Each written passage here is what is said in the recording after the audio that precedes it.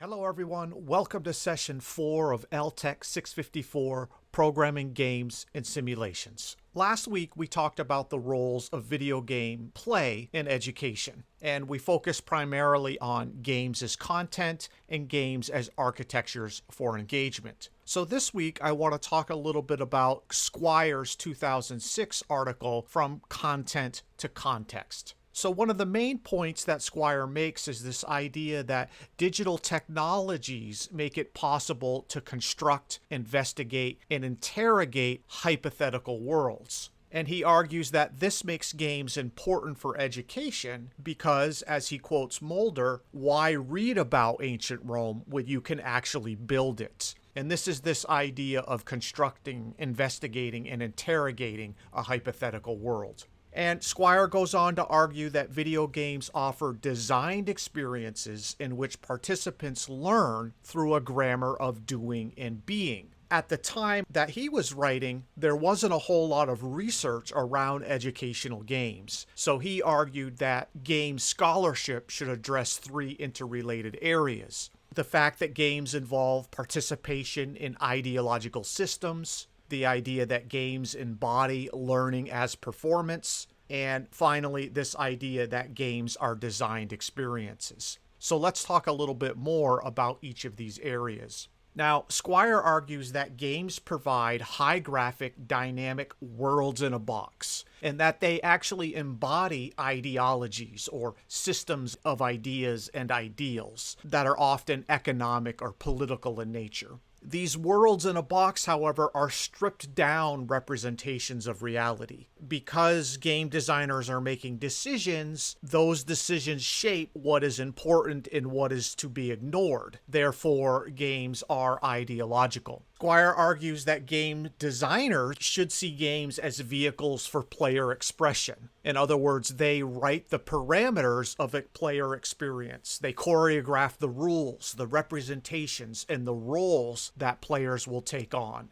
And they make choices about what to highlight and what to strip away, which again is this idea that game worlds have ideologies or worldviews to them. And finally, Squire argues that gameplay is an interaction between the game designer and the player of the game. Later in the article, Squire talks about how games are ideal laboratories for studying learning principles. He argues that based on this idea that games place players within systems that are organized around doing. In other words, nothing happens in a game unless the player actually does something. They have to perform in order for the game to progress. Games also promote learning through performance. This is this idea of functional epistemology. And ideally, good games afford multiple trajectories of participation and meaning making for players. Another part of Squire's argument is that players must interact with the world to understand what actions are possible. As players play a game, they learn to read the game space in order to be successful, and they develop a professional vision for the affordances of the world. And for these reasons, Squire argues that educators should view games as designed experiences, where content is represented as challenge, goals, and practices, and where the game world is an opportunity to be a transformative identity space where learners can become scientists or engineers. Squire emphasizes the idea that games create spaces where learners are active constructors of meaning with unique goals and motivations.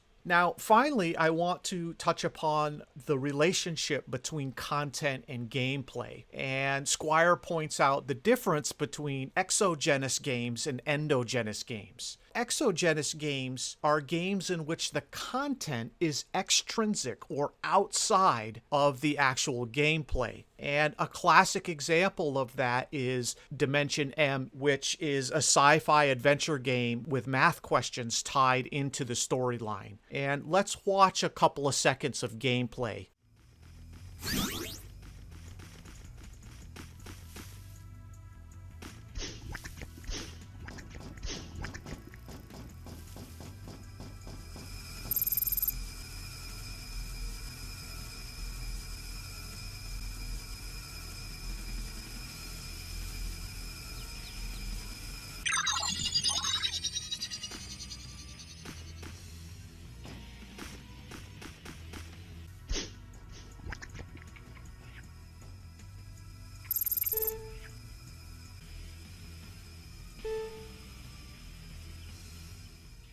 Now, this particular game is considered exogenous because the game itself has all the trappings of an immersive, engaging virtual world. You can see the 3D graphics and health bars and statistics and even a mini map. However, the math content that students need to learn while playing this game is really just layered on top. And it's not really integrated or embedded into the gameplay. So one way to look at Dimension M is this idea that it's really just chocolate-covered broccoli. This idea that it's just using the game to kind of sweeten something that students don't really want. Now, in contrast, we have endogenous games, and these are games in which the content and gameplay are inextricably linked. And an example of that is Roboco, which is a sandbox game about designing and building robots to serve the needs of humans. The challenge is to deliver, say, a sandwich to a human, and you have to build a robot to deliver that sandwich. And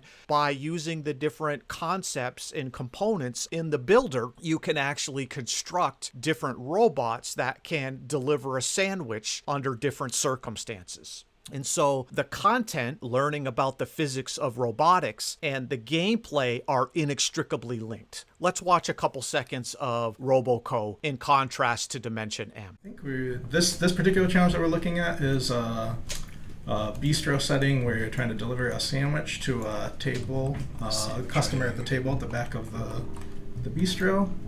And it's sort of deceptively simple. it's a little harder than it looks. And I think we're going to start off with Joe and John just talking a little bit about how you build a robot in this game. Maybe let's build a robot. This is totally the first time this has happened. Yeah, it's perfect.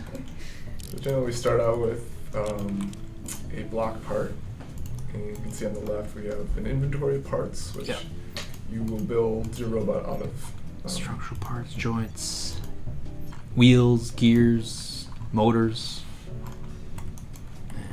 I'm going to build one from scratch here. Alright. And alright. So I'm we going to got put it a on this DC motor line. here. DC So basically motor. that'll just spin forwards or backwards at Which target RPM. drives a rod. I can resize that rod. And slap a wheel on there. And this should drive. Oh, perfect. Oh, yeah. So I hope you can see in this quick example of Roboco the tight integration of the content of learning about robotics and physics and the tasks that the gameplay establishes and sets up for players. All right, so let's talk a little bit about working with Godot. Last week we learned a little bit about adding scripts. We learned that scripts can be embedded in nodes. We learned that we're using the language GD script, which is based on and very similar to Python. We learned that GD scripts use the .gd extension. We learned that by default, GD scripts are saved in our resources directory. We also learned that the inspector panel shows us what script is embedded in a node. And we also learned that we can use the inspector panel to change or remove a script from a node. In addition, we also learned that by default, scripts have the same name as the node in which they're embedded. So for example, if we have a node 2D named main, by default, the script embedded in that node 2D will be called main.gd. Now, it doesn't have to be that way. I'm just pointing out that that's the default behavior, and it is an easy way to stay organized. And then one thing we didn't talk about, but that we will as we move forward, is that many nodes can have scripts. So if you look at the screenshot here, we can see main, header, header text, and body